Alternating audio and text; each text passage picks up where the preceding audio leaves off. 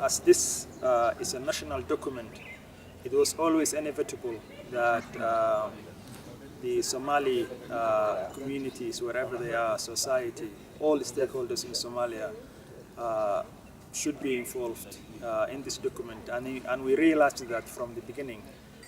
So therefore, it was planned throughout that the consultations of different groups in the community, in the government, in the society as a whole in Somalia were consulted.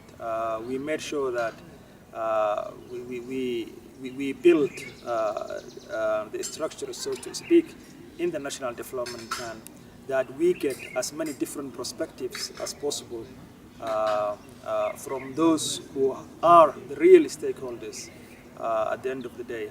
And this was very important, particularly because building on from the New Deal Compact, for example, we wanted that a document, so to speak, that is Somali-owned and Somali-driven. So it's very, very, very important that everybody in the community, those who we feel owners of this project, to be consulted. If you look at the pillars that's built around the National Development Plan, for instance, the social and human development pillar, which contains the education, health, youth, etc., had its own consultations whereby all these stakeholders participated. I can also talk about the resilience pillar, which I was coordinating, which had several very important components in it.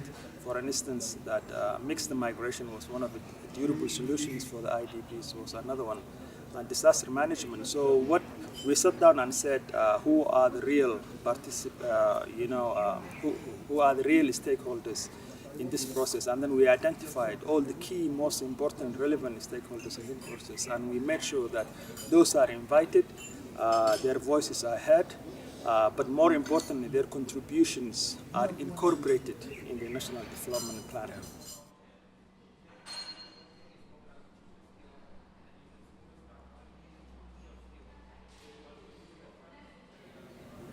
This is something that we have long thought about. How do you actually create the links, the connections from humanitarian caseload into a developmental approach? So we sat down and said that whilst the humanitarian relief and assistance is very, very important, and the continuation of it, okay, there must be a bridge that we reach to a point that we say, oh, where do we end the humanitarian relief work and continue to a developmental stage? But it's very important, like this is like one of these things that you have to strike a fine balance.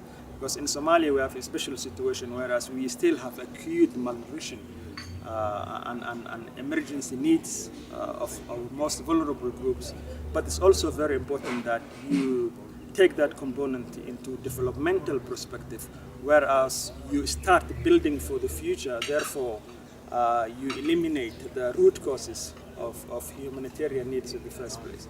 So this is very, very, very important part in the National Development Plan, especially with this pillar, where we already named a pillar dedicated for this, humanitarian and development projects.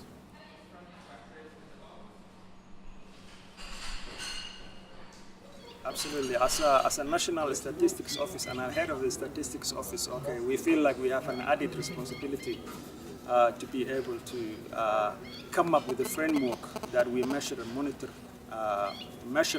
the progress of the NDP and the alignment to the SDGs. But the key to that is data. So we actually try in our best, first of all, to make use of whatever existing data that we have, and number two, identify the gaps that exist in terms of data. We know for a fact that there are too many existing data around the country at the moment, but there's also a challenge of it's sometimes uncorrelated, sometimes unharmonized. So what do we do about that as well? We also came up with a way talking to our partners, our international partners especially, to be able to harmonize those data, to make use of it what we have. But on the next most important thing is that to plan for how do we get a suitable, relevant data to be able to measure where we are in terms of the national development and the alignment of these SDGs. So therefore, we already identified several key surveys that we want to conduct. One of them is the demographic health survey that we think will give us many of the existing data, but that alone is not fine, it's not always enough. But we also plan to conduct a more representative high-frequency survey this time around, and hopefully that will also give us some extra household income and expenditures. After that, we also plan for other surveys, and the fact is that Somalia at the moment is a very data-hungry country, but we try to be very realistic, very cautious, and take one small step at a time to be able to reach that stage until 2019, where we feel we should make significant progress then.